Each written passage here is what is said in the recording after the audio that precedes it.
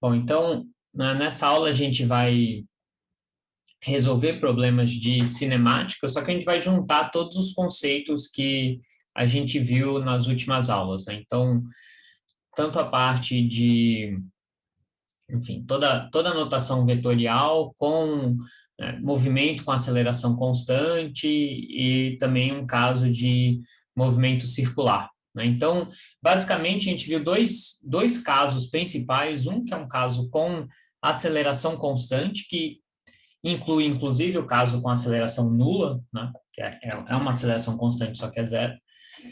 E a gente viu um caso onde a aceleração não é constante, mas o movimento ainda é relativamente simples, que é o movimento circular uniforme, né? Então, no movimento circular uniforme, o vetor aceleração muda com o tempo, né? O módulo dele não, mas o vetor muda, né? Então, não é um caso de aceleração constante, certo? Então, eu vou resolver alguns problemas aqui só para a gente praticar esses conceitos e ver como é que a gente resolve esses tipos de problema, principalmente usando notação vetorial, certo? Então, o primeira coisa que, primeiro problema que a gente vai resolver é o seguinte: a gente tem uma um goleiro que chuta uma bola com a velocidade inicial v0 a um certo ângulo θ com relação à horizontal. E é um jogador que, no momento do chute, ele está a uma distância d do goleiro, vai correr em linha reta para receber o lançamento. Ele corre com uma velocidade constante, VJ.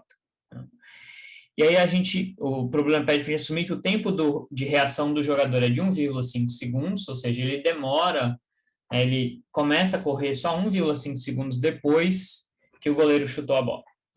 Aí o problema pede para a gente escrever a posição da bola e do jogador, né, o vetor posição em função do tempo da bola e do jogador. Depois, qual que deve ser o ângulo do chute para que a bola tenha alcance máximo, qual vai ser esse alcance. Qual o instante em que a bola atingirá a altura máxima e qual vai ser a sua posição nesse instante, né? E depois assumir que o jogador alcança a bola exatamente no instante que ela bate no chão.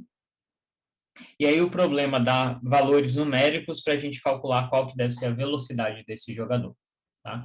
Então, esse tipo de problema, esses problemas de cinemática, eles são né, mais ou menos seguem o mesmo formato. Eu já falei para vocês, uma maneira da gente abordar esses problemas é, primeiro, sempre fazer um esboço do problema, e aí, de preferência, colocar nesse esboço, ou tentar, né, representar nesse esboço as variáveis dadas do problema, para ajudar a gente a visualizar o que está acontecendo, né? Então, a gente tem aqui uma bola sendo lançada com uma velocidade v0, né, sendo chutada com uma velocidade v0 inicial, né? Então, a gente tem um vetor velocidade aqui que vai formar um ângulo θ com a horizontal.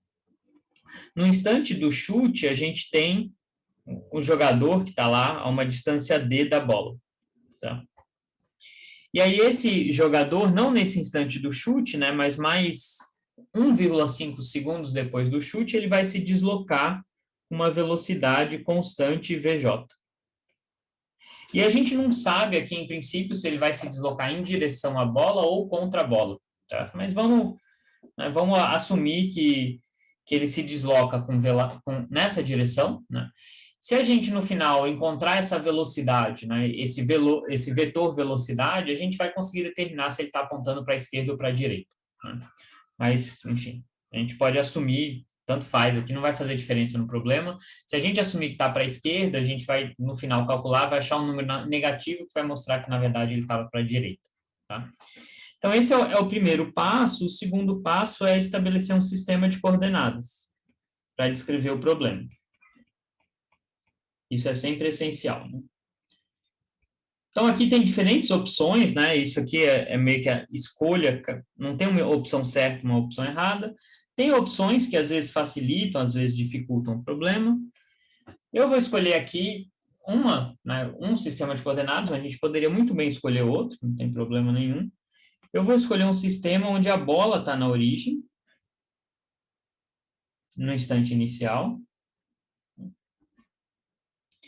e o eixo Y aponta para cima e o X para a direita, tá? Então, agora, o que que a gente precisa fazer? Usando esse sistema de coordenadas, a gente precisa descrever a posição da bola e a posição do jogador em um instante de tempo qualquer. Certo? Então, vamos analisar a bola primeiro. Certo? Então,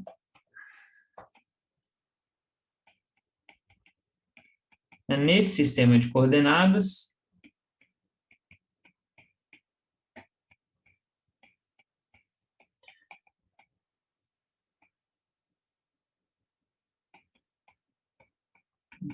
então, a posição inicial da bola, que eu vou chamar de R0B, ela é zero. Né? Então, no instante t igual a zero, que é o instante que a bola é chutada, a bola está na origem, então a posição dela é zero.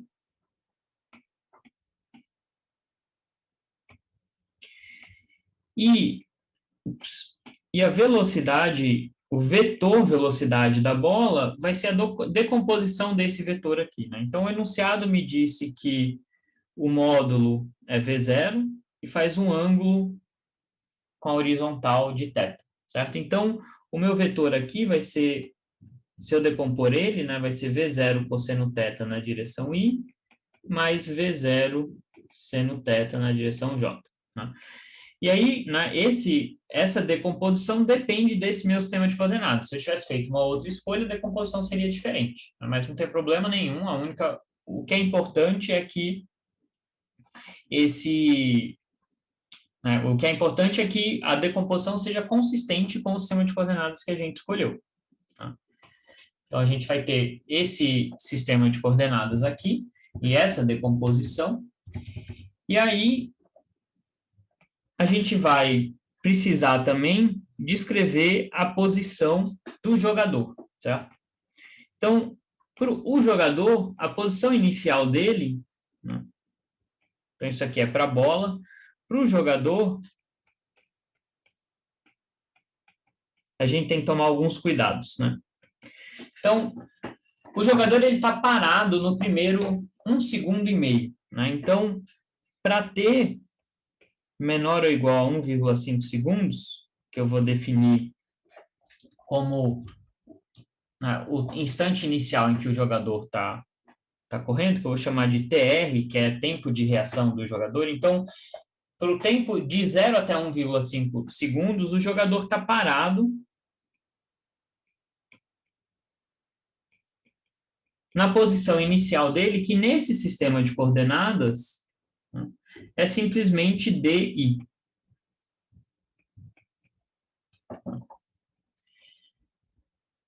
Para ter de 1,5 em diante, ele vai estar se deslocando com essa velocidade constante, certo?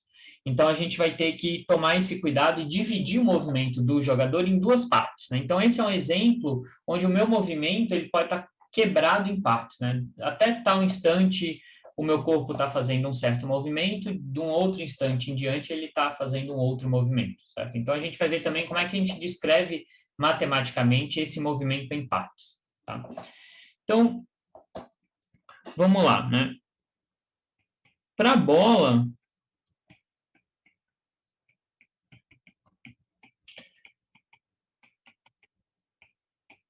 ela está sujeita a uma aceleração constante.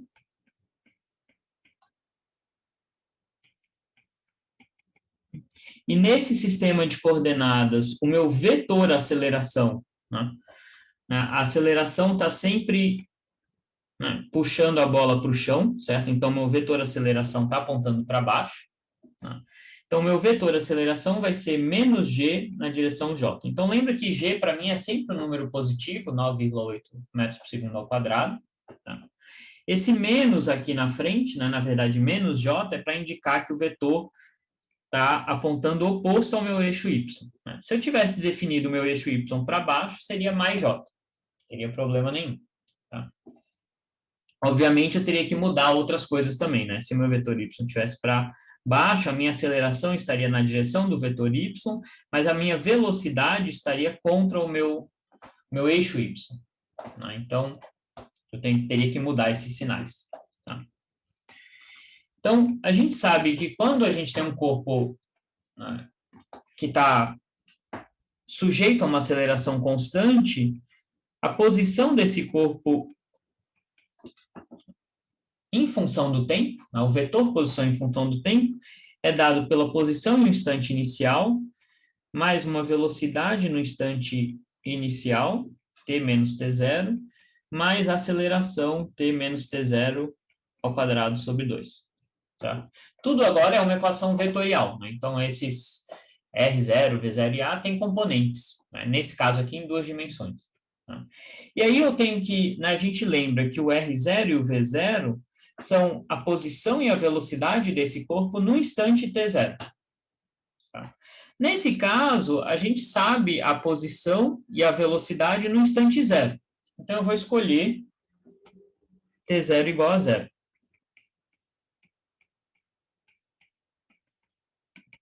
Então, nesse caso, né, a gente viu que nesse instante inicial, a posição da bola é zero e a velocidade é essa daqui. Tá? Então, eu vou ter V0 cosseno θ t na direção i. Então, essa é a contribuição da componente x desse vetor. E aí eu tenho mais V0 seno θ t menos gt quadrado sobre 2 na direção j. Então, eu somei esses vetores aqui, né? O R0 é zero, então não contribui. Eu somei a componente x desse vetor com a componente x desse vetor, que é zero, então só tenho, né, a componente x desse vetor multiplicada por t, que é esse termo aqui. Eu somei a componente y desse vetor multiplicado por t, que é isso daqui, com a componente y desse vetor multiplicada por t quadrado menos 2, que é isso daqui. Então, a componente y carrega esse sinal de menos, porque a aceleração está apontando para baixo.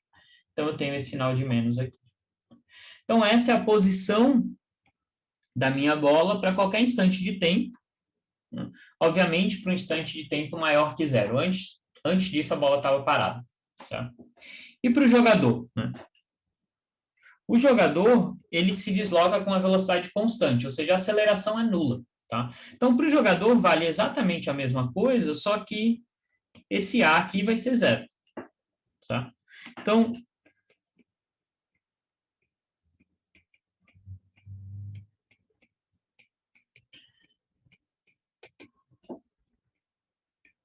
para o jogador, eu vou chamar um R de J, né, para a gente diferenciar o vetor posição da bola do vetor posição do jogador.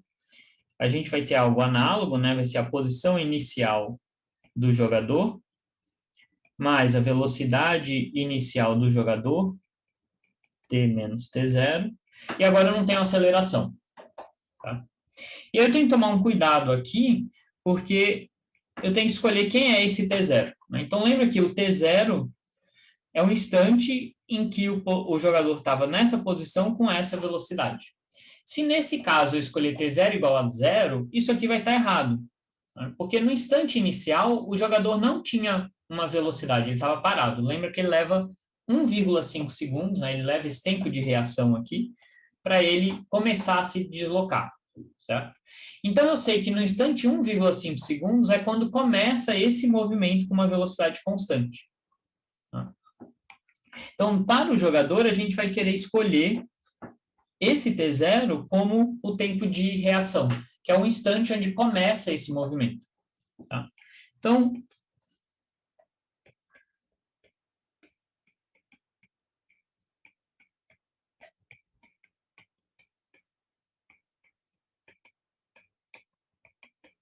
t0 igual a tr, que é 1,5 segundos, e aí nesse instante a gente sabe sim qual era a velocidade e a posição do jogador. Né? Então, a posição era di, e a velocidade, nesse instante,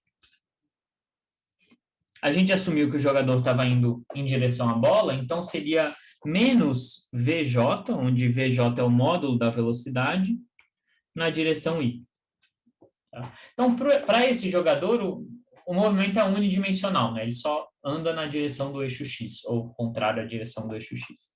Tá? Então, como seria a posição do jogador em função do tempo? Seria a posição inicial, DI,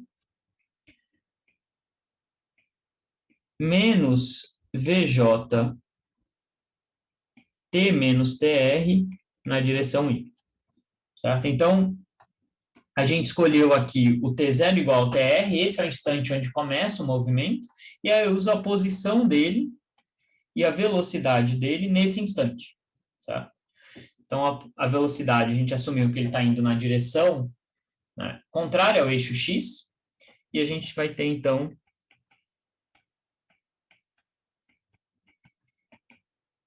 eu posso somar esses dois termos, porque eles estão todos na direção X. Posso colocar o I chapéu em evidência. Então, essa vai ser a posição do meu jogador para um tempo maior ou igual a TR. Uma observação aqui, né? Se o jogador estiver indo na direção do eixo X, o que vai acontecer? Né? Na hora que a gente for calcular esse número aqui, se isso me fornecer um número negativo, significa, né, vamos supor que esse VJ a gente calcule depois e dê, sei lá, menos 5. Significa que eu vou ter menos 5 com esse sinal de menos, eu vou ter mais 5 aqui. Então, o meu vetor, na verdade, vai ser um número positivo vezes o I chapéu.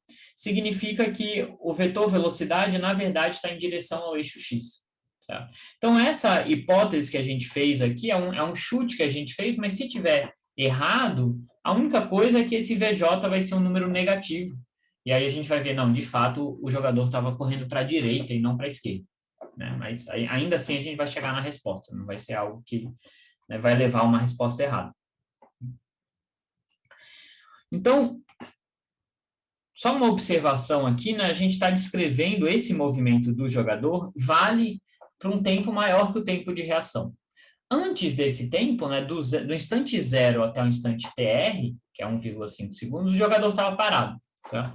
Então, se eu quisesse descrever a posição do jogador para qualquer instante de tempo positivo, eu teria o seguinte: o jogador parado para um T entre 0 e TR, ou seja, ele não se desloca, e depois eu teria essa expressão aqui,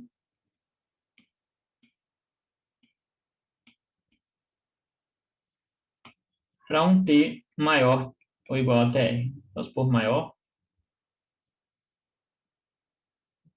Então, eu teria essa expressão matemática para descrever esse movimento que está quebrado em duas partes. Né? Então, no primeiro 1,5 segundos, a posição do meu jogador é constante, ele não vai para lugar nenhum. E aí, do 1,5 em diante, ele se desloca com uma velocidade constante de acordo com essa expressão. Então, notem que esse T menos TR aqui ele é importante, porque se eu calcular exatamente no instante TR, né, isso aqui vai dar 0, e essas duas coisas vão ser consistentes. Né? Nesse instante, ele estava de fato ali naquela posição DI. Então, essa é a posição do meu jogador em função do tempo, se eu quiser descrever todo o movimento, né? Desde a parte dele parado até a parte que ele está correndo com a velocidade constante. Né? Então, essa é uma maneira que a gente pode usar para representar esse movimento que está quebrado em partes. Então, essa é a primeira questão desse problema. Tá? Então, a segunda parte, ele pede qual que deve ser o ângulo para que a bola possua alcance máximo. E qual será esse alcance? Na verdade, esse é um problema de projétil clássico, né, dos mais simples. A gente já resolveu isso, né, em aula, mas vamos relembrar. Né? O que é importante aqui, eu quero reforçar para vocês, se vocês não precisam memorizar essas expressões. A gente não quer, quando a gente faz uma pergunta dessa aqui, a gente não quer que vocês memorizem uma expressão para alcance máximo, até porque essa expressão ela vai estar errada dependendo da situação. Tá? Então, a ideia aqui é que a gente saiba como determinar esse alcance máximo matematicamente. Né? Então, a gente tem a posição da bola para qualquer instante de tempo. O que vai ser o alcance da bola? Né? A bola, então, vai fazer um percurso aqui e vai ter um instante que ela vai atingir o chão. Tá? Então, o alcance dela vai ser justamente essa distância percorrida horizontalmente, né, no eixo X. Deixa eu representar aqui. Então, vai ser essa distância percorrida no eixo x, no instante em que ela toca o chão. E tocar o chão, matematicamente, para a gente, nesse problema, significa ter uma coordenada y igual a zero. Certo? Então, essa é a condição matemática para ela atingir o chão. A coordenada y dela vai ser igual a zero. Então, para eu saber, né, qual que vai ser esse alcance, o que eu preciso fazer? Eu preciso calcular em que instante ela toca o chão, e aí eu calculo qual é a coordenada x dela nesse instante, e eu vou saber o alcance dela. Tá? Então, essa é a ideia, né, para resolver essa segunda parte do problema. Né? Então, o meu alcance vai acontecer quando a posição da bola, né, para um certo instante de tempo que eu vou chamar de TF, que é o instante em que ela vai atingir o solo, tá? A posição da bola vai ser esse alcance que eu estou chamando de L, então isso é o quanto ela vai ter percorrido no eixo X, e no eixo Y ela vai ter que estar no zero. Isso significa que ela atingiu o solo. Certo? E agora eu tenho, então, uma condição para a posição da bola. E o que eu quero determinar é isso daqui. Então, a gente lembra que a gente tem uma equação vetorial aqui, certo? Então, no lado esquerdo, eu vou ter a posição da bola num determinado instante de tempo. Eu vou ter isso aqui calculado nesse instante em que ela atinge o solo, que a gente ainda não sabe qual é. Certo? Mas eu vou ter isso aqui nesse instante TF. Tem que ser igual a LI mais 0J. Então, essa é a condição matemática para determinar o ponto em que a bola atinge o solo, certo? Então, para esses dois vetores serem iguais, isso aqui tem que ser igual a isso e isso aqui tem que ser igual a isso. Ou seja, a coordenada y tem que ser zero, e a coordenada y é dada por isso daqui, né? Seno de θ, TF, menos g, TF ao quadrado sobre 2. Isso aqui tem que ser zero. Isso me permite determinar qual é o instante de tempo que a bola vai atingir o solo. Então, isso vai me dar um instante de tempo, e aí, se eu jogar esse instante de tempo aqui, eu vou conseguir calcular qual que é esse alcance. Tá?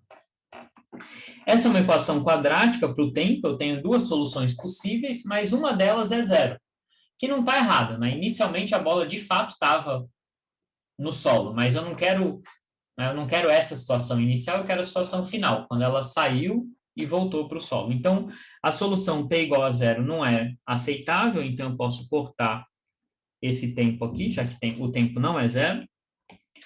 E aí eu resolvo para esse instante de tempo, que vai dar 2v0 seno θ sobre g. Tá? Então, esse é um instante de tempo em que a bola atinge o solo. Né? Já tem uma informação aqui.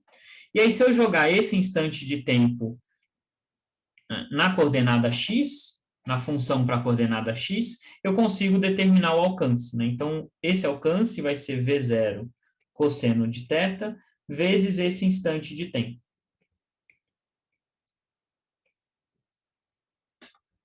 Que eu acabei de calcular. Então, isso aqui eu posso escrever como 2v0 ao quadrado g seno θ cosseno θ. E a gente usa uma identidade trigonométrica de que 2 seno θ cosseno θ é igual a seno de 2θ.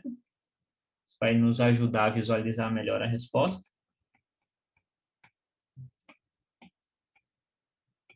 E aí eu tenho esse alcance aqui, né? E aí a pergunta é qual é o ângulo θ para que esse alcance seja máximo. Né? Então, para que o alcance seja máximo, eu quero que esse seno seja o maior possível, que é 1. Né? Então, o alcance será máximo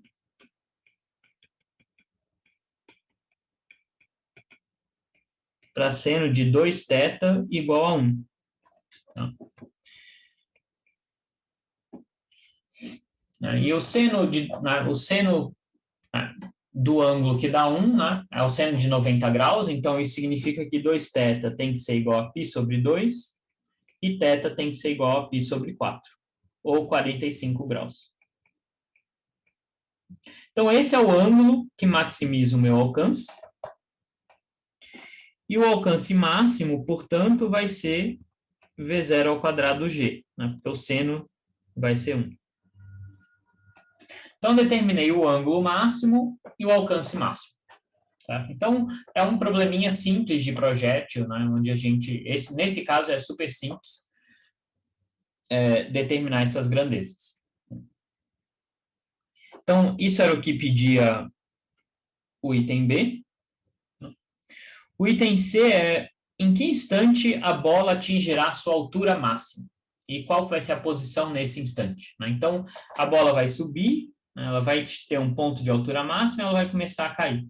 Então, como é que a gente determina esse ponto de altura máxima? Né? Bom, se a gente fosse pensar puramente, de uma maneira puramente matemática, eu poderia analisar, né, essa coordenada y aqui e maximizar essa. Né? Isso é uma função do tempo, é uma função quadrática, então se a gente plotasse essa função, né, y em função de t, eu teria de fato uma parábola aqui, e eu poderia achar qual é o máximo dessa parábola. A gente sabe que para achar o máximo de uma função, a gente pode tirar a derivada dela. Então, essa seria a maneira matemática de analisar o problema. Eu tenho essa função que me dá a coordenada y, que é, nesse caso, a altura da bola em função do tempo. Eu acho qual é o máximo dessa função. Então, essa seria a maneira matemática de resolver esse problema, mas a gente pode pensar fisicamente, né? Que quando ela chega na altura máxima, se eu olhar só para a coordenada y, né, o que está acontecendo com a velocidade da bola? Né? Ela sai com uma velocidade para cima, e aí a aceleração vai diminuindo essa velocidade, vai chegar um ponto em que essa velocidade vertical ela vai ser nula, e aí ela começa a cair. Né? Se eu olhar só para a coordenada y. Então, o ponto de máxima altura vai ser quando essa velocidade for zero, certo? A velocidade vertical for zero. Então, isso me permite determinar esse instante em que a velocidade, em que a altura é máxima, certo? Então, a condição matemática para achar o instante em que a altura é máxima é quando a velocidade vertical for nula, certo? Mas a gente lembra que para eu calcular a velocidade da bola, eu posso calcular a derivada do vetor posição em função do tempo. Né? Se eu fizer isso, eu vou ter simplesmente V0 cosseno θi mais V0 seno θ menos GT J. Né? Que nada mais é do que a velocidade inicial mais AT. Tá? Então, também, se eu lembrasse dessa expressão, né, que lembrando que para uma aceleração constante, a minha velocidade em função do tempo é dada por V0 mais AT, eu chegaria exatamente nessa expressão também, não precisaria tirar a derivada, dá na mesma. Tá? Então, quando que a velocidade vertical vai ser nula, né, a velocidade vertical é dada por essa componente aqui. Né? Então, isso agora me dá a velocidade em função do tempo. Então, a velocidade horizontal é constante, ela não muda, porque a gente não tem aceleração na direção horizontal. Na direção vertical, a minha velocidade satisfaz essa função aqui. Então, a componente y vai ser zero quando eu tiver V0 seno θ menos GT igual a zero. Isso vai me permitir calcular um instante em que essa velocidade vai zerar, que é um instante de altura máxima, como a gente já discutiu, certo? Então, esse instante de altura máxima, que eu vou chamar de Tm, vai ser V0 seno θ sobre G.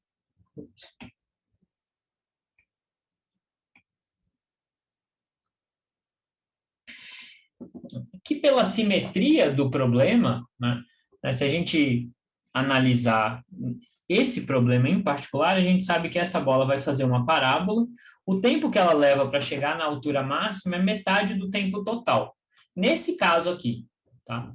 Se o meu problema for diferente, as condições iniciais forem diferentes, isso nem sempre é verdade, mas nesse caso, a gente sabe que o tempo que ela leva para chegar na altura máxima é exatamente metade do tempo até chegar no solo. Né? E se a gente olhar as nossas respostas aqui, né, o instante em que ela chega na altura máxima é exatamente metade do instante que ela leva para chegar no solo. Né? Eu tenho esse fator de 2 aqui. Tá? Então, isso aqui é 2 vezes o tempo que ela chega na altura máxima. Né? Então, na metade do tempo ela chega na altura máxima e na outra metade ela cai no chão. De novo, isso não são coisas para a gente, né, a gente não tem que memorizar nada disso, é só a gente entender um pouco melhor a física do problema. Tá?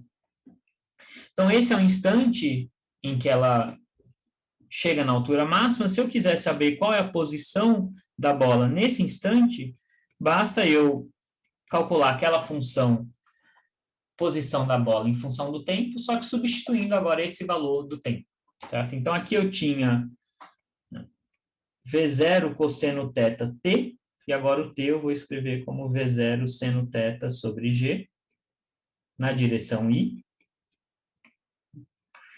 E na direção J chapéu, eu tinha V0 seno θ t, então vai ser, vou substituir o t aqui, que é V0 seno θ sobre G, menos G sobre 2, t ao quadrado. Então, t ao quadrado vai ser V0 ao quadrado, seno ao quadrado de θ, G ao quadrado. Tudo isso na direção J. Então, a posição da minha bola nesse instante de tempo vai ser V0 ao quadrado G, seno θ cosseno θ, que eu vou escrever aqui só para ficar um pouquinho mais compacto como seno de 2θ sobre 2. E aqui eu tenho que simplificar essa expressão aqui, né? Então, aqui eu vou ter V0 ao quadrado, seno ao quadrado sobre G, e aqui eu vou ter V0 ao quadrado, seno ao quadrado sobre 2G, né? Porque vai ter um fator de G que vai cancelar aqui. Então, isso aqui vai me dar V0 ao quadrado, seno ao quadrado de θ sobre 2G, né? Se eu fizer essa subtração na direção J chapéu. Então, esse é o vetor posição nesse instante de máxima altura, né? Então, se eu olhar para a coordenada y, essa aqui vai ser a máxima altura da minha bola. Tá? E a coordenada x, se a gente olhar para isso daqui, isso aqui é justamente metade do alcance, né? Se a gente olhar aqui, o alcance me deu V0 ao quadrado G sobre G vezes seno de 2θ. Aqui me deu exatamente a mesma coisa dividido por 2, né? Que é o esperado, né? Como ela gasta metade do tempo para chegar na altura máxima, ela vai ter andado metade do alcance horizontal dela. Então, essa é a posição da bola nesse instante de altura máxima. Então, de novo, é só para a gente, né, praticar um pouco como determinar essas grandezas e como calcular esses vetores. E aí, agora, a última pergunta é a seguinte, né? Imagine que o jogador alcança a bola exatamente no instante que ela atinge o solo. E aí, agora o problema dá valores numéricos para a velocidade inicial da bola, o ângulo de lançamento e a distância que o jogador estava inicialmente. Tá? E aí pergunta qual que é a velocidade do jogador. Né? Então, a ideia é, a bola foi lançada, no instante que ela atinge o chão, o jogador vai estar aqui. Tá? Então, qual que é a condição matemática? Né? Eu quero que o jogador e a bola estejam no mesmo ponto do espaço, no instante em que a bola atinge o solo. Certo? Então, a condição que eu vou ter que satisfazer aqui é o seguinte, certo? A condição matemática, né? Como é que eu expresso essa condição matematicamente? Eu vou ter que, no instante TF, que é um instante em que a bola atinge o solo, que a gente já calculou, né? Então, se a gente voltar aqui para trás, a gente calculou esse é o TF, né? Que é o instante em que a bola atinge o solo. Então, nesse instante de tempo, a posição da minha bola vai ter que ser igual à posição do meu jogador. Os dois estão no mesmo ponto do espaço. Né? O jogador chegou na bola exatamente no instante que ela toca o solo, que é esse instante de tempo aqui que a gente calculou. Tá? Então, essa é a condição matemática que tem que ser satisfeita para essa situação física acontecer, né? Para o jogador atingir a bola no instante que ela atinge o solo. Tá? Então, se eu escrever isso matematicamente, né, para o lado esquerdo, eu vou ter, né, a posição nesse instante de tempo vai ser justamente o alcance da bola.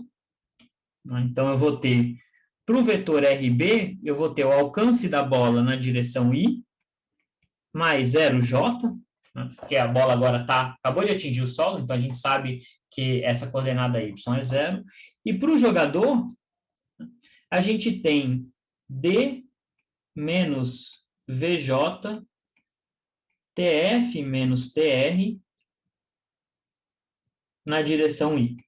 Então, eu tenho, se a gente lembrar aqui, quando a gente calculou a posição do jogador, era dada por essa expressão aqui.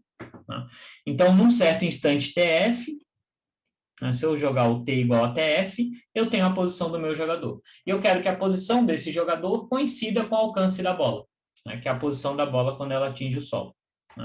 Então, eu tenho essa condição matemática aqui, que me dá essa equação vetorial. Para o jogador, a gente não escreve, mas está implícito que a posição dele é sempre no eixo X. Então, aqui já é 0J. Então, essa condição, essa componente ser igual a essa, já está automaticamente satisfeita. Então, o que eu tenho aqui, isso daqui, tem que ser igual a isso daqui. Isso vai me permitir calcular quem é esse VJ.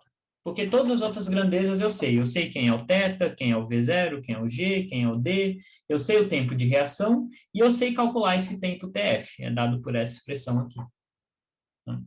Então, o que isso me dá é a seguinte condição, D menos VJ, TF menos TR, lembrando que esse TR é o tempo de reação, é 1,5 segundos, é igual a V0 ao quadrado sobre G, seno de 2θ. Então, o meu VJ vai ser igual a D menos V0 ao quadrado sobre G, seno de 2θ, tudo isso dividido por TF menos TR. Então, tudo que eu fiz aqui foi isolar o V nessa equação. Tá? Então, agora o que eu preciso é só substituir os valores. Eu tenho aqui uma maneira para calcular o TF, eu tenho todos esses valores de V0, de θ, de D e de G, eu uso o G como 9,8 metros por segundo ao quadrado. Se eu fizer isso daqui, substituir esses valores, esse VJ vai dar aproximadamente menos 6,1 metros por segundo. Tá? O que isso significa para a velocidade do jogador? Então, vamos voltar lá para o vetor velocidade. A gente tinha escrito esse vetor velocidade, se a gente lembrar lá no começo, a gente tinha escrito como o meu VJ, que era a velocidade do jogador, a gente escreveu isso como menos VJ e chapéu. Só que esse VJ aqui deu menos 6,1. Então, com esse menos, o meu vetor velocidade vai ser 6,1 na direção I metros por segundo. Então, essa é a velocidade do jogador, o vetor velocidade do jogador. E a gente vê que o vetor velocidade aponta de fato na direção I, porque isso aqui vira um número positivo. Então, aquela hipótese que a gente fez no começo, de fato, estava errada. A gente assumiu que o jogador estava indo para a esquerda, mas quando a gente calculou tudo, a gente viu que, na verdade, esse vetor ele tem um número positivo aqui na frente, ele está indo para a direita. Então, a situação real é que o jogador vai correr para a direita, dado esses valores para as outras grandezas. Então, como é que a gente visualizaria esse movimento, certo? Eu teria esses gráficos para representar o movimento. Então, tenho aqui posição horizontal, ou coordenada X do jogador e da bola em função do tempo, certo? Então, o jogador ele anda com uma velocidade constante, então, a posição horizontal dele em função do tempo é uma constante, é uma reta, certo? Só que isso só acontece dos 1,5 segundos para frente. Antes disso, ele estava parado naquela posição D, que era 70 metros. Então, a posição do jogador nos primeiros 1,5 segundos, ele está no 70, e depois ele começa a correr para a direita, então ele vai ganhando coordenada X com tempo de acordo com essa velocidade aqui. E a coordenada x da bola, como não tem aceleração na direção x para a bola, é um movimento com velocidade constante, né? Então, a bola sai aqui da origem, ela anda com velocidade constante até encontrar o jogador nesse instante de tempo aqui, né? A coordenada y, né, do jogador é sempre zero, ele está sempre no zero, né? Então, a posição do jogador é sempre zero no y, e a bola vai fazer isso daqui, né? A coordenada y vai aumentar com o tempo, chegar na altura máxima e voltar para o solo, certo? Então, isso é y em função do tempo. E se eu olhasse o movimento, né, yx, esquecendo o tempo, né? Então, eu desenho o que a bola faz espacialmente, né? Desenho lá, traço a trajetória da bola sem saber onde ela estava em cada instante de tempo, certo? Então, a bola vai fazer isso aqui, né? Ela vai subir e vai se deslocando para a direita, então ela vai fazer uma parábola, de fato. E o jogador, o movimento dele é super simples, né? Ele estava parado no primeiro 1,5 segundos, e aí depois ele começa a correr para a direita e pega a bola aqui na frente. Tá? Então, essa é a representação do movimento da bola e do jogador. Aí a gente vê que com essas escolhas de valores, eles se encontram exatamente no instante que a bola atinge o solo. Tá bom? Então, isso aqui é só, né, para a gente praticar um pouco como trabalhar com projéteis, como trabalhar isso vetorialmente, né, da maneira correta, para a gente evitar confusões, certo? Outro ponto importante desse problema é como dividir, né, se eu tenho um movimento em algumas partes, como dividir esse movimento, certo? Então, nesse caso, é um caso super simples, né, para o jogador ele estar parado no primeiro instante, né, no primeiro 1,5 segundos, e depois ele se desloca com velocidade constante, certo? Então, eu posso escrever esse vetor posição, quebrar ele em duas funções, tá?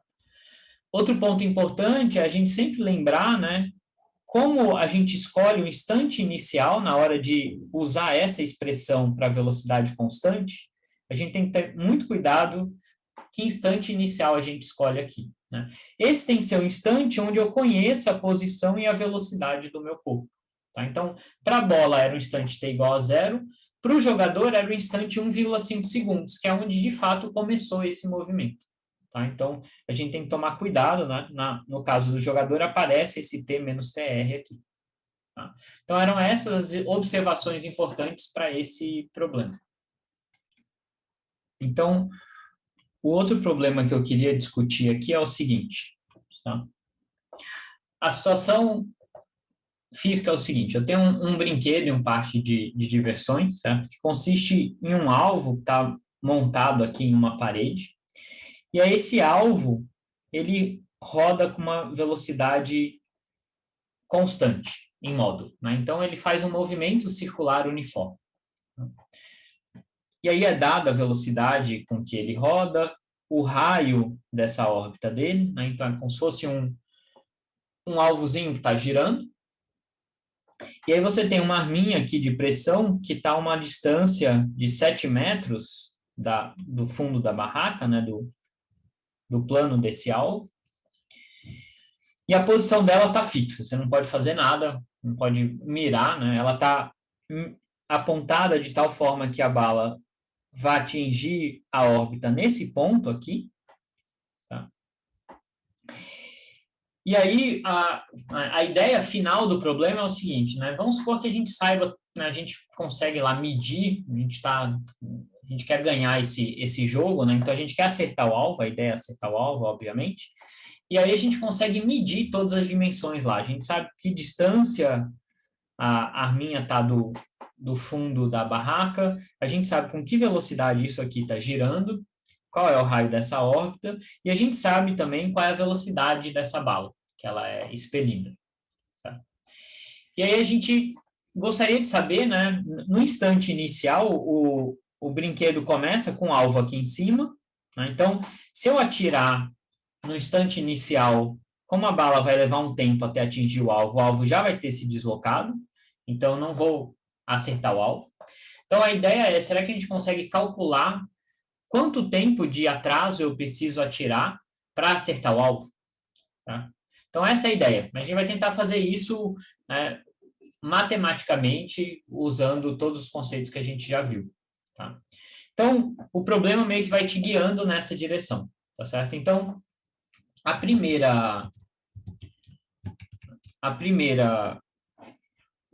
parte do problema pede simplesmente que você defina um sistema de coordenadas, né? E aqui a gente tem que tomar muito cuidado, porque a gente tem... O que está se movendo no problema, né? Quais são os corpos que a gente vai querer descrever? A gente vai querer descrever o movimento da bala e o movimento do alvo. Então, a gente vai querer descrever a posição desses dois objetos, né? E aqui eu tenho um problema em 3 dimensões, não tem jeito, né? Porque o alvo está se deslocando aqui nesse plano, vamos supor, no fundo da barraca, e a bala está se deslocando numa outra dimensão. Então, eu tenho um problema aqui tridimensional. Então, ele pede para você escrever um sistema de coordenadas, escrever o vetor posição do alvo em um instante qualquer do tempo, né? Então, a gente quer adotar um sistema de coordenadas e quer descrever onde esse alvo vai estar em um certo instante de tempo. Então, a ideia geral é descrever a posição do alvo, descrever a posição da bala, e aí impor matematicamente que a bala atinja o alvo, que os dois estejam na mesma posição em um determinado instante de tempo. Tá? Então, vamos lá. Primeira coisa é determinar esse sistema de coordenadas. E agora já começa a ficar um pouquinho mais complicado, porque eu preciso especificar um sistema em 3 dimensões. Né? Mas o enunciado te dá uma dica, que é para facilitar, né, a matemática do problema, que é assumir um sistema de coordenadas onde o alvo está no plano XY, né? Então, o alvo está se movendo nesse plano aqui, então eu vou assumir que esse aqui vai ser o plano XY, né? Então, o fundo da barraca seria o plano XY, e o centro da órbita está na origem do seu sistema de coordenadas. Tá? Então, ainda assim, eu tenho algumas escolhas que eu posso fazer, mas a que eu vou fazer aqui é o seguinte sistema de coordenadas, certo? Então, eu tenho aqui o meu eixo X, o meu eixo Y, tá? Então, essa circunferência aqui está no plano XY, e aí eu defino um eixo Z que está nessa direção aqui. Tá? Isso vai me permitir simplificar um pouco a matemática do problema. Certo? Poderia fazer uma outra escolha também, mas, enfim, é a escolha que eu estou fazendo aqui. Né? Então, imagina, né, que se a parede da barraca está aqui, né, tá nesse fundo, o X, então, ele está apontando para cima, para a vertical, o Y, ele está apontando para dentro da folha. Né? E o Z está apontando nessa direção aqui. Então, a gente tem que lembrar, quando a gente define esses eixos, né, eles têm que obedecer esse tipo de orientação, né? O Z tem que estar para cá, o X para cá e o Y para cá. Eu posso, obviamente, rodar isso daqui, mas eu não posso simplesmente trocar o Y por X. Senão a gente diz que a gente quebra a quiralidade desse sistema de coordenadas. Né? Então, isso aqui tem que ser X, isso aqui tem que ser Y. E o que eu posso fazer é rodar esse sistema. Né? Então, eu rodei ele de tal forma que o X esteja aqui, o Y estava, né, como se estivesse entrando na página, e o Z está para cá. Então, eu tenho esse sistema de coordenadas. Né? E agora eu quero descrever a posição do alvo nesse sistema de coordenadas. Bom, nesse sistema, e por isso eu escolhi esse sistema, o alvo vai estar sempre no plano XY. Então, a coordenada Z dele vai ser sempre 0. Tá? Então, isso já simplifica bastante o meu problema. No instante inicial, o meu alvo está no eixo X. Certo? E a uma distância R da origem. Então, eu sei a posição inicial dele. Tá? Então, a gente sabe que para um movimento circular uniforme, eu posso descrever a posição, né, que eu vou chamar aqui a posição desse alvo. Ele é um raio, cosseno de um ângulo θ que está mudando com o tempo, mais um R seno de θ que está mudando com o tempo também, na direção J. Então, eu já estou descrevendo a posição desse meu alvo como no plano XY. A distância da origem está fixa, é o raio R. Tudo que muda é esse ângulo θ aqui, que é o ângulo entre a posição do alvo e o eixo X. E como é um movimento circular uniforme, eu sei que esse θ de T ele é um θ0 mais ωt, onde esse ômega é a velocidade angular. Certo? E esse θ0 é o ângulo inicial, né, o ângulo que o alvo estava no instante t igual a 0. Para minha escolha do sistema de coordenadas, no instante inicial, que é esse que está mostrado na figura aqui, o alvo estava no eixo x. Ou seja, isso daqui é 0 e isso daqui é r. Então, o meu ângulo inicial tem que ser 0, porque aí vai dar seno de 0 que vai dar 1, desculpa, que vai dar 0, cosseno de 0 que vai dar 1. Certo? Então, isso daqui, na verdade, é simplesmente ωt, porque o ângulo inicial é 0. Se eu tivesse escolhido outra orientação dos meus eixos, esse ângulo inicial poderia ser diferente, né? Mas com essa escolha aqui, ele é 0. E essa velocidade angular de rotação, a gente já viu que ela é dada pelo módulo da velocidade linear dividido pelo raio. Tá? Que é dado aqui no meu problema, né? A velocidade é 2 metros por segundo. Então, eu vou escrever tudo algebricamente, e depois, se a gente quiser, a gente, né, substitui pelos valores numéricos.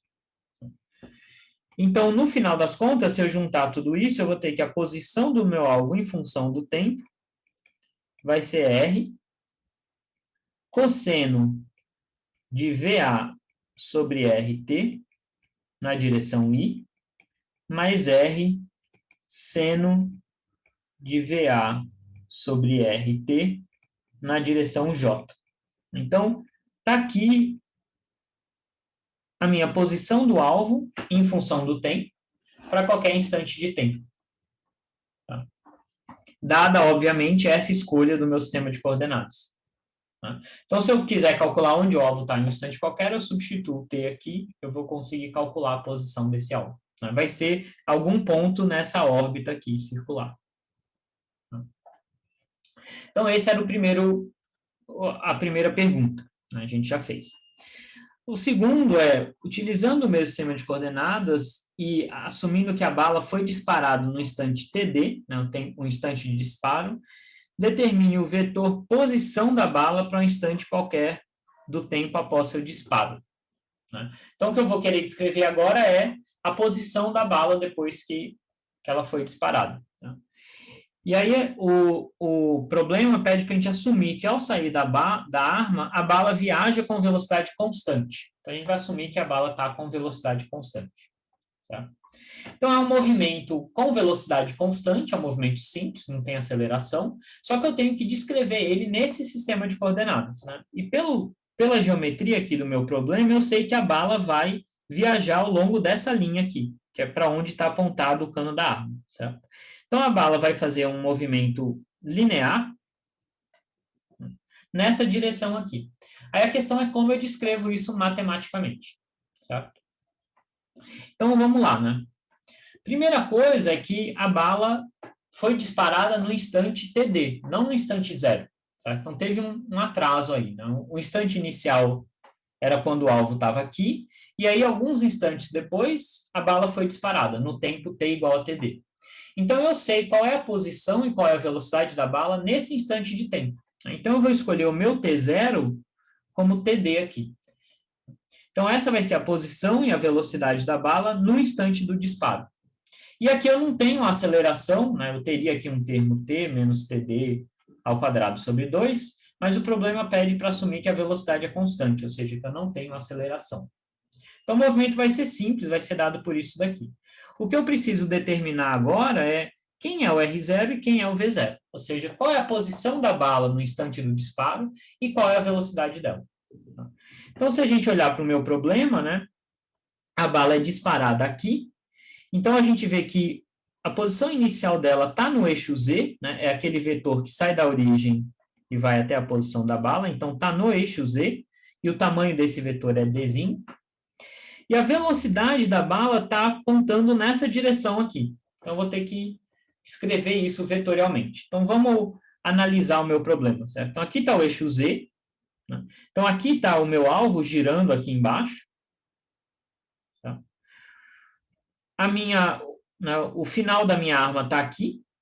Então, a posição inicial da bala é dado por esse vetor R0, que nesse caso vai ser D na direção K.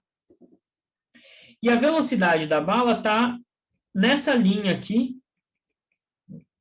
que eu sei que a bala, ao percorrer a trajetória, ela vai atingir o plano XY justamente no eixo X a uma distância R da origem. Então, se eu voltar lá para a minha figura, eu vejo que a bala vai percorrer essa trajetória e ela vai atingir o eixo X, certo? Que era a posição inicial do meu alvo. Então, eu vou ter que descobrir qual é essa direção aqui. Então, se eu voltar para a minha figura, eu vejo que essa minha velocidade, esse vetor velocidade, ele está nesse plano XZ. Tá? Então, se eu desenhar, se eu quiser deixar isso bem explícito, né, eu posso focar só no plano XZ. Então, o X está para cá, o Z está para cá.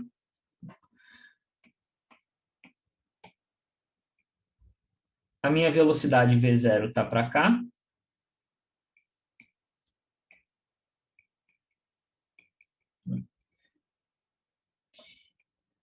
Isso aqui é D, isso aqui é R. E aí eu posso chamar isso aqui de um ângulo alfa para decompor essa velocidade. Então, notem que aqui a gente tem uma situação em que não é aquela decomposição simples, né? Que a gente jogaria, V0 é igual o V0 vetor é igual a V0 cosseno θi, mais V0 seno θj. Não, né? Aqui eu estou em outro plano, eu estou no plano XZ, e os meus ângulos aqui são diferentes. Então, por isso que, né, a gente não pode sair memorizando essas expressões, a gente tem que realmente aplicar o problema. Tá? Então, nesse caso, né, a minha velocidade, né, se eu olhar para esse triângulo aqui, esse triângulo retângulo, certo? O meu vetor velocidade está nessa direção aqui, então eu vou poder escrever ele como o módulo dele V0, e aí a componente Z dele é cosseno alfa, tá? Só que eu estou apontando oposto ao eixo Z, então isso aqui vai ser menos V0 cosseno alfa K, e a componente X vai ser o cateto oposto ao ângulo, então vai ser V0 seno alfa na direção Y. E chapéu, desculpa. Então, a minha velocidade tem uma componente na direção do eixo X e outra componente na direção oposta ao eixo Z. Por isso eu tenho esse sinal de menos aqui. E quem que é esse ângulo alfa? Né? Bom, eu posso olhar para esse retângulo aqui, que tem os catetos R e D. Então, o cosseno alfa vai ser cateto adjacente, Dzinho, sobre a hipotenusa, e a hipotenusa vai ser raiz quadrada de R ao quadrado mais D quadrado. E o seno alfa vai ser o cateto oposto, que é R, sobre a hipotenusa.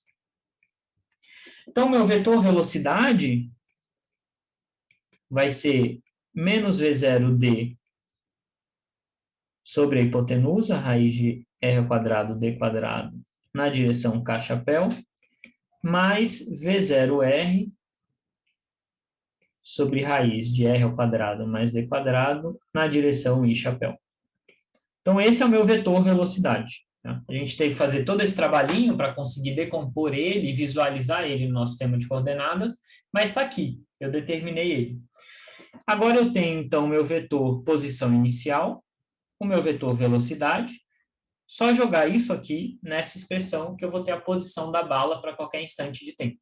Então, se eu juntar essas coisas, eu vou ter que a posição da bala no instante de tempo qualquer vai ser, né, a posição inicial é D K chapéu, então eu vou somar essa componente com essa daqui, né, essa aqui multiplicada por T menos TD, então eu vou ter D menos V0D sobre raiz de R ao quadrado mais D ao quadrado, T menos TD,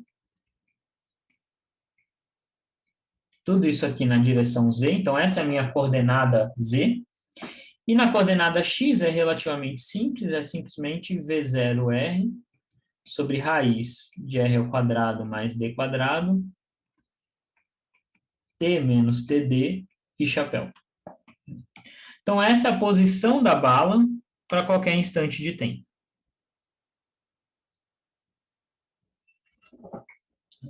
Então, o que é importante observar aqui? Bom, eu tenho esse atraso, TD, né? Esse é o meu instante inicial, né? O tempo de disparo, que aparece aqui. E eu tive agora que, né, é um movimento simples, né, de velocidade constante, é R0 mais V0T, né? Nesse caso, T menos TD. Mas o difícil é analisar o problema e escrever esses vetores corretamente, né? Então, uma vez que a gente consegue fazer essa análise e escrever os vetores, a gente tem tudo que a gente precisa para resolver o problema, tá? Então, enfim, essa é a posição da bala para qualquer instante de tempo. Obviamente, a gente precisa saber os valores dessas grandezas, né? Rzão, Dzinho, V0 e o tempo de disparo. Tudo isso é dado no problema, exceto o tempo de disparo, que é o que a gente vai querer descobrir daqui a pouco. Então, o item C é justamente qual que deve ser esse tempo de disparo. Tá? Então, eu começo o meu brinquedo, né, o alvo começa aqui no instante inicial. Quanto tempo eu tenho que esperar para atirar para conseguir acertar o alvo? Certo? Então, tem duas maneiras da gente resolver esse problema. Tem uma maneira matemática e tem uma maneira que a gente pode pensar fisicamente. Né? Matematicamente, em geral, é mais fácil no seguinte sentido, a gente não precisa visualizar tantas coisas. Né? A gente pode simplesmente, a gente sabe que a condição matemática para a bala atingir o alvo é que, no mesmo instante de tempo, o vetor posição dos dois coincida. Então, essa é a condição matemática. Tá? Mas eu posso analisar esse problema de outra maneira também, porque os movimentos são relativamente simples. Né? A minha bala ela vai estar andando em linha reta e o meu alvo ele vai estar andando em movimento circular uniforme. Tá? Então, o menor intervalo de tempo, o menor, né, atraso para que a bala atinja o alvo vai ser o seguinte. Né? Bom, no instante em que a bala percorrer essa distância, o alvo vai ter que ter dado, né, enfim. Se eu imaginar, né, que a bala gasta um certo tempo para chegar aqui, certo? Vamos chamar esse tempo de, sei lá, um tempo A, que é o tempo que a bala gasta para percorrer essa distância. Se eu somo a esse tempo o tempo de atraso, o tempo de disparo, né? Então vamos supor que eu espere 1 segundo para disparar a bala, e a bala leve, sei lá, 2 segundos para percorrer isso daqui, né? Significa o quê? Que a bala vai chegar aqui no instante t igual a 3 segundos, certo? Porque eu esperei 1 segundo para atirar e ela gastou 2 segundos para chegar aqui na parede. Tá? Então, ela vai chegar aqui no instante t igual a 3. Para ela atingir o alvo, o que significa? Significa que o alvo vai ter que ter dado uma volta completa em 3 segundos. Então, a condição matemática, de uma maneira mais simples, é o seguinte: o tempo de disparo, né, o tempo que a gente espera para atirar, mas o tempo que a bala leva para chegar aqui, tem que ser igual ao tempo que o alvo levou para dar uma volta completa. Certo? Ou seja, igual ao período do alvo. Então, se eu analisar o problema, né, dessa maneira, é relativamente simples. Né? Eu tenho que o tempo gasto aqui mais o tempo de disparo tem que ser igual ao período. Essa é a condição, né, para a bala atingir o alvo. Né? Então, a gente vai resolver esse problema assim e depois a gente vai resolver de uma maneira puramente matemática. Vai assumir, vou colocar a posição do alvo igual à posição da bala e tentar resolver essa equação vetorial. Os dois são válidos. Certo? Então, né, dessa primeira maneira, a gente precisa calcular, né, a condição que a gente tem é que o tempo que ela leva, chamei de TA, né, o tempo que ela leva para percorrer essa distância mais o tempo de disparo tem que ser igual ao período do alvo. Não precisaria ser um período, né? Poderia ser 2 períodos. Então, o alvo poderia dar 2 voltas até a bala atingir ele. Mas o problema pede qual é o menor tempo possível. Então, eu vou assumir aqui um período. Tá? Então, o que é esse TA aqui? É o tempo que a bala leva para percorrer essa distância, mais o tempo que eu esperei para disparar a bala, tem que ser igual ao tempo que o alvo deu uma volta completa. Tá? Então, essa é a condição. Certo? Então, esse TA é justamente o tempo que a bala leva para percorrer essa distância aqui, que vai ser distância sobre velocidade da bala, que é constante. Certo? Então, a bala está andando nessa linha, né, ao longo dessa linha, com uma velocidade constante em módulo, então eu posso olhar para esse movimento como movimento unidimensional, né, ela está andando nessa linha.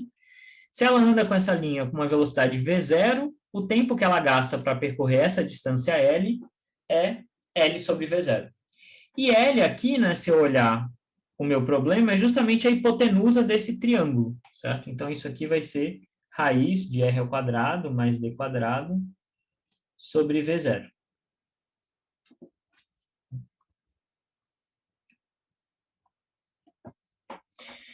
E qual que é o período? Né? O período do alvo, a gente, né, tem diferentes maneiras de calcular, mas a gente lembra que ele é dado por 2πr. Então, a gente pode pensar assim, é o tempo que o alvo leva para dar uma volta completa. Quando o alvo dá uma volta completa, ele percorreu uma distância que é 2πr, que é o perímetro dessa circunferência. E ele está andando com uma velocidade constante em módulo VA. Então, esse é o período. Então, a condição que eu tenho que satisfazer aqui é que raiz de r ao quadrado mais d ao quadrado sobre v0, esse é o tempo que a bala leva, né, se deslocando até o alvo, mais o tempo que eu esperei para atirar tem que ser igual ao período. Então, se eu fizer, né, o que eu quero encontrar é justamente quanto tempo eu tenho que esperar, né, então isso aqui vai ser 2πr sobre VA, menos raiz quadrada de r ao quadrado, d ao quadrado sobre v0.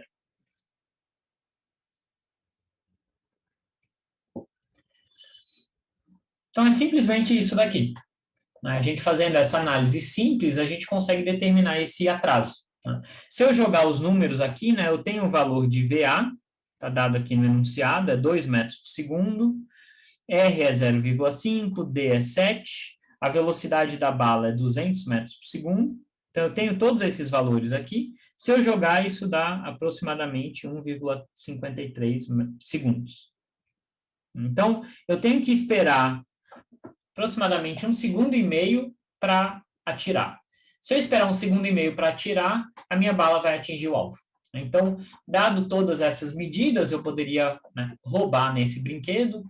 Na hora que o alvo começa a se mexer, eu marco. Quando dá 1,5 segundos, eu atiro. Eu deveria conseguir atingir o alvo. Tá? Então, a gente viu que com uma continha simples a gente consegue chegar nesse resultado, mas a gente tem que ter esses insights. Né? A gente tem que enxergar que a gente tem que enxergar essa condição de que o tempo do disparo mais o tempo que a bala leva para percorrer a distância tem que ser igual a um período. Eu posso resolver esse problema pensando de maneira simplesmente matemática, né? Então, uma maneira alternativa seria a seguinte: a gente poderia impor que a posição da bala num certo instante de tempo tem que ser igual à posição do alvo no mesmo instante de tempo. Esses dois vetores têm que ser iguais. Né? Para um atingir o outro, significa que no mesmo instante de tempo, essas duas coisas têm que ser iguais. Certo? E aqui vem um caso interessante, porque agora a gente está em 3 dimensões. Né? Então, se a gente olhar a posição da bala em função do tempo, era isso daqui. Certo? Então, se eu colar isso aqui do lado esquerdo, essa é a posição da bala em função do tempo. Obviamente, eu tenho aqui uma coordenada y, que é sempre zero, então eu não escrevi, mas se eu quisesse escrever explicitamente, seria mais 0j. E do lado direito, eu tenho a posição do alvo, que a gente escreveu aqui também, em função do tempo.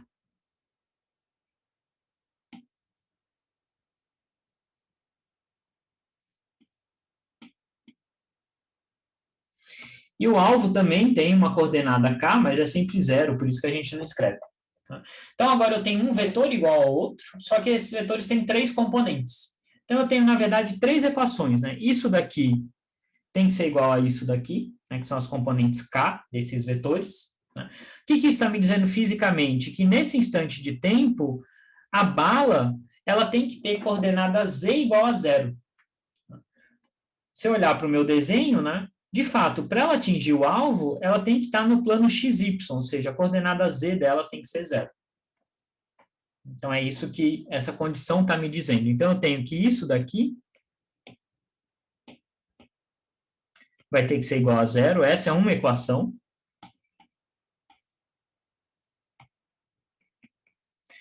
A outra é que a componente x tem que ser igual à componente x. Então, isso daqui vai ter que ser igual a R cosseno de VA sobre RT. E, finalmente, a componente y vai ter que ser igual a zero. Então, isso daqui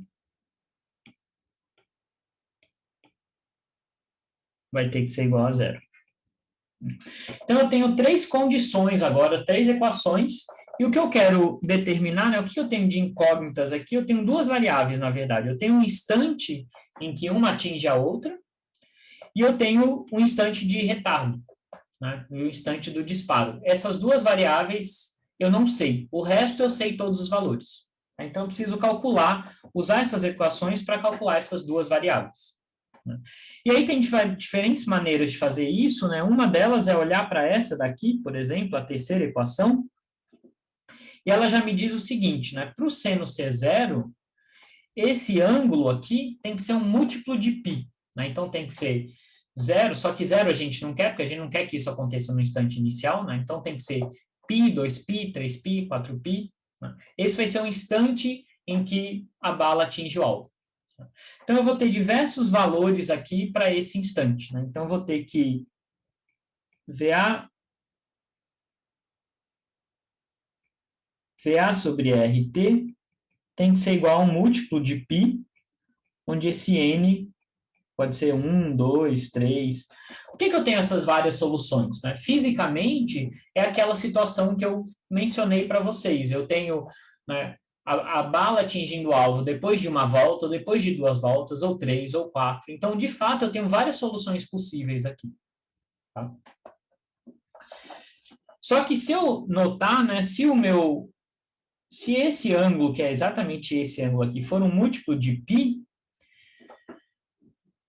se for um múltiplo ímpar de π, ou seja, se for π, 3π, 5π, esse cosseno vai ser negativo. Certo? Então, se eu jogar essa solução aqui, isso aqui vai me dar R menos 1 elevado a N. Então, cosseno de Nπ é menos 1 elevado a N. Se o N for um número ímpar, esse cosseno vai dar menos 1. Se for um número par, vai dar 1. Então, cosseno de π é menos 1, cosseno de 2π é 1. Cosseno de 3π é menos 1, cosseno de 4π é 1. Certo? Então, a gente pode escrever isso como menos 1 elevado a n. Só que no lado esquerdo aqui, eu tenho que ter algo positivo, porque o tempo de colisão tem que ser maior do que o tempo de disparo, senão não faria sentido. Né? Então, esse n aqui, ele não pode ser um número inteiro qualquer, ele tem que ser um número par. Certo? Então, na verdade, a gente tem que escolher n igual a 2, 4, 6 e assim por diante. Senão eu não vou ter uma solução que faça sentido, fisicamente. E agora sim, a gente tem exatamente a condição de antes. Né? Se eu olhar agora para o instante de tempo em que isso vai acontecer, isso aqui vai ser um NπR sobre VA, só que esse N vai ser igual a 2, 4 e assim por diante. Se eu olhar para isso daqui, deixa eu ganhar um pouquinho de espaço. Se eu olhar para essa condição aqui, né, o menor valor de n possível, que vai ser o menor instante de tempo, vai me dar 2πr sobre VA. Esse vai ser o instante de tempo de colisão. tá? Que é justamente o período, é um período da minha circunferência. Certo? Então, o menor valor de tempo possível aqui é quando n for 2. Certo? Então, a gente tem que o menor tempo possível vai ser quando esse tempo for 2πr sobre VA. Então, eu já consegui determinar qual é o t. Certo? Agora, eu posso usar essa equação, por exemplo, para calcular quem é o TD. Certo? Ou essa daqui, tanto faz. Então, se eu usar essa daqui, eu vou ter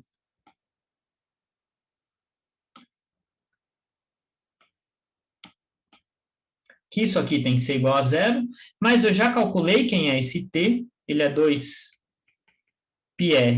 sobre VA, e eu consigo calcular quem é esse TD, então. Então, o TD nada mais vai ser do que 2πr sobre VA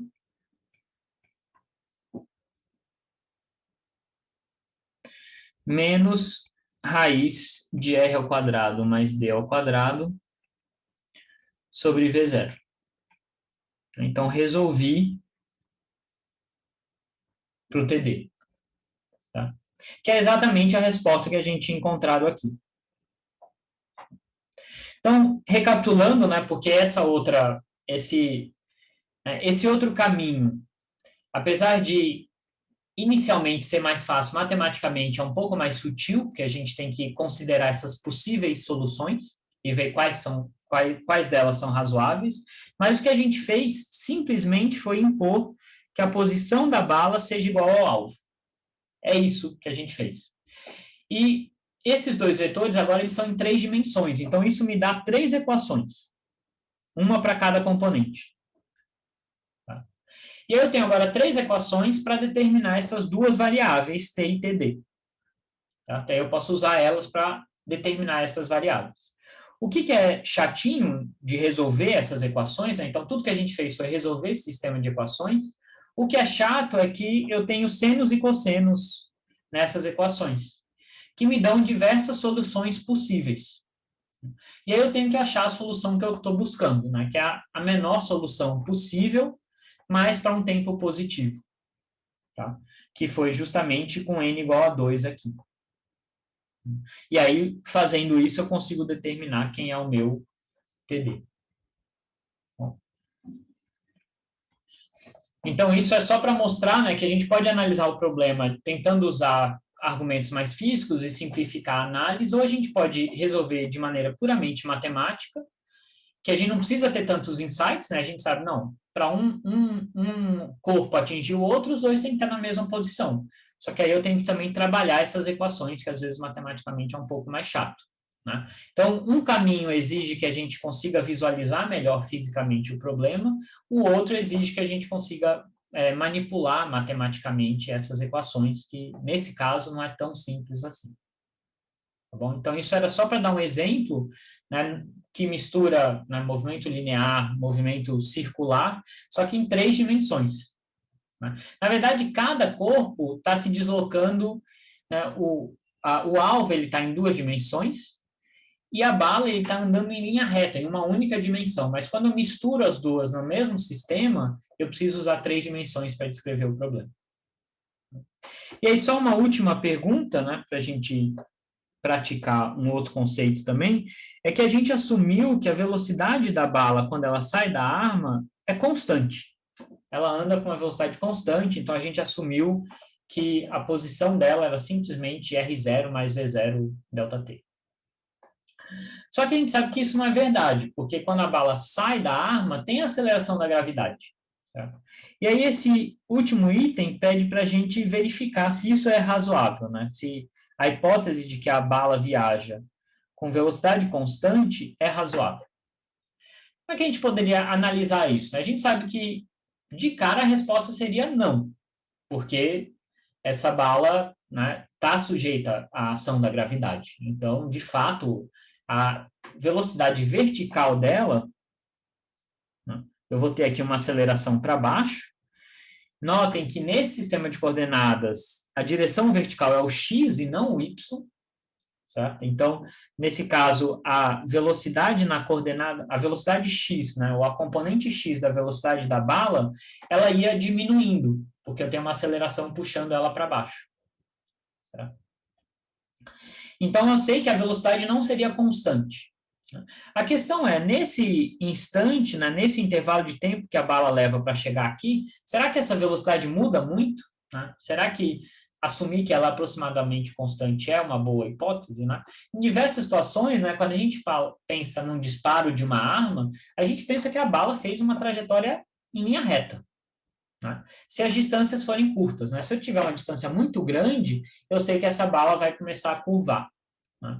Por que a gente assume que a bala foi em linha reta? Porque ela percorreu essa distância no intervalo de tempo tão curto que a aceleração da gravidade não teve tempo suficiente para alterar de maneira significativa a velocidade da bala. Né? Se eu deixar essa bala andando por um tempo muito mais longo, a aceleração da gravidade vai conseguir mudar significativamente a velocidade da bala. Então, para a gente verificar se a aproximação é correta ou não, o que a gente pode fazer é calcular o quanto a velocidade mudaria do instante inicial para o instante final, a velocidade vertical. Será que essa mudança é significativa ou não? E aí, para fazer isso, tem diversas maneiras, né? A gente poderia calcular quanto tempo leva para a bala chegar aqui, na verdade, a gente já calculou isso, né? E a gente poderia calcular, então, né, qual seria o efeito da gravidade nessa velocidade, né? A gente sabe que a gravidade, se olhar para a componente vertical, seria a velocidade inicial menos gt, né? Então, se eu calculo esse ΔT, eu consigo calcular o quanto variou a velocidade. Ou eu posso aplicar Torricelli, né? Só para a gente ter uma aplicação de Torricelli aqui, eu posso aplicar Torricelli a esse, eu posso relacionar a velocidade com a distância percorrida, diretamente. O que a gente tem que tomar muito cuidado aqui é que, como eu falei para vocês, Torricelli a gente tem que analisar direção a direção. Então, eu tenho que escolher uma das direções, né, x, y, z, para analisar Torricelli. Então, eu tenho que aplicar Torricelli para as componentes separadamente. Tá? O que a gente está interessado aqui é na componente vertical da velocidade. Então, a velocidade sai para cá. A componente vertical, nesse caso, é a componente x, do eixo x. Certo? Então, eu posso aplicar Torricelli para a componente x da velocidade e ver o quanto essa componente x variaria do começo até o fim do movimento da bala. Então, é isso que a gente vai fazer. Tá?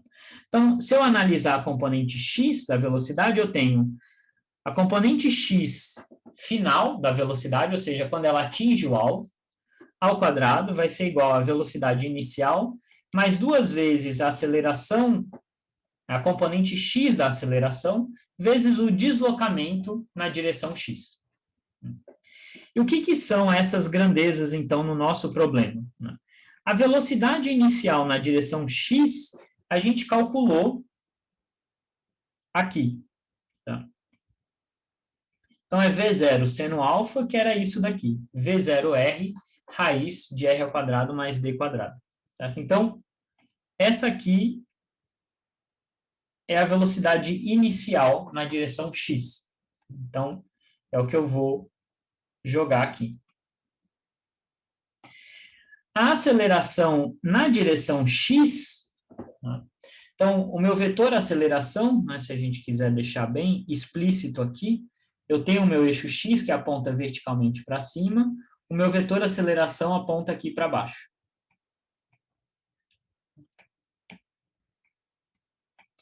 Portanto, o meu vetor aceleração, né, que é a aceleração da gravidade aqui, é menos gi.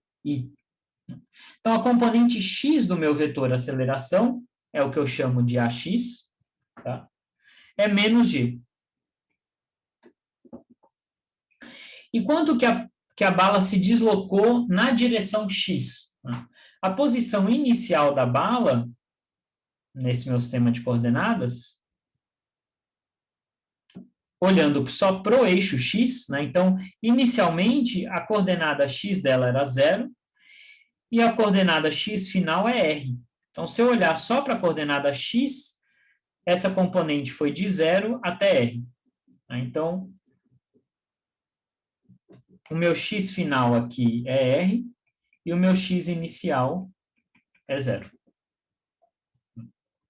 Então, agora eu tenho tudo para calcular qual que é a velocidade no instante em que a bala atinge o alvo, ou seja, quando a coordenada x dela é igual ao raio da órbita.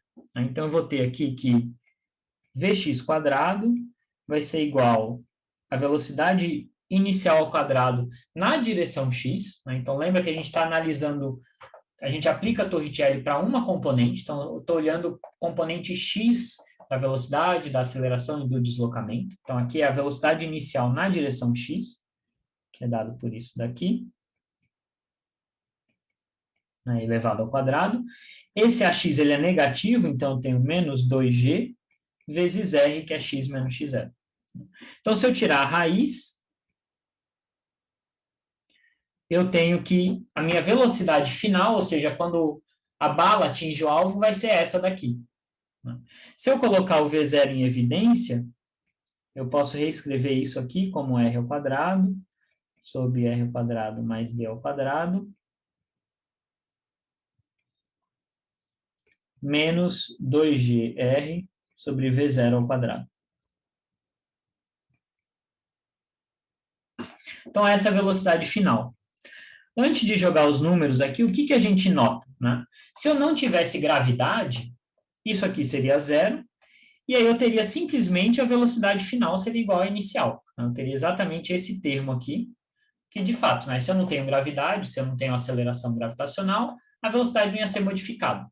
Então, o que está modificando a velocidade é esse termo aqui. E aí esse termo depende de g sobre v0. Então, se a minha velocidade é muito grande, né, se a bala sai com uma velocidade muito grande, esse termo vai ser uma correção pequenininha. Por isso que, em muitos casos, a gente pode assumir que a bala anda em linha reta, porque a velocidade da bala é tão grande que essa correção aqui é desprezível. Tá? Se essa velocidade for muito menor, ou se a bala se deslocar por uma distância muito grande, se esse R for muito grande, aí sim essa correção vai ser significativa. Tá? Então, isso aqui me ajuda a visualizar, né, em que situações eu posso desprezar a aceleração da gravidade ou não. Se eu jogo esses valores aqui, eu tenho que essa velocidade final vai ser aproximadamente 13,9 metros por segundo. E essa velocidade inicial aqui, se eu jogar os valores, dá aproximadamente 14,3 metros por segundo. Então, a gente vê que é uma variação pequena, né? Vai de 14,3 para 13,9. Essa é a variação máxima da velocidade. Então, a gente pode assumir que essa é uma boa aproximação, porque a velocidade varia muito pouco ao longo do movimento. Né? A velocidade ela é tão grande que a aceleração gravitacional não tem tempo de modificar ela de maneira significativa. Né? A bala gasta tão pouco tempo para atingir o alvo que a ação da gravidade é pequena nesse intervalo de tempo e não consegue modificar muito a velocidade da bala. Então, é uma boa aproximação, de fato, assumir que a bala anda em linha reta, né, e não em uma parábola. O que mudaria essa aproximação? O que faria essa aproximação ser ruim? Se a velocidade da bala fosse menor, que aumentaria essa correção, ou se a bala percorresse uma distância muito maior, ficasse muito mais tempo sob a ação dessa aceleração. Aí sim, a gravidade poderia ter um efeito. Certo? Então, esse é um probleminha que a gente tem que fazer uma continha, mas né, ele é conceitual nesse sentido da gente conseguir verificar se é... Por que às vezes a gente pode assumir que um corpo anda em linha reta, mesmo estando a ação da gravidade. Né? É uma aproximação, é uma boa aproximação se essa velocidade for muito alta. Tá bom? Então, enfim, esse era um probleminha também para a gente ver, né, como é que aplica a Torricelli. É um caso bem particular, porque a gente vê que a aceleração no nosso sistema de coordenadas está na direção menos x, né, que não é o usual, a aceleração da gravidade está na direção y, mas a nossa escolha aqui estava na direção menos x, certo? E também vê que Torricelli a gente aplica componente a componente. Então, a gente tem que tomar muito cuidado quando for usar Torricelli nesses movimentos, né, bidimensionais ou tridimensionais. Tá bom?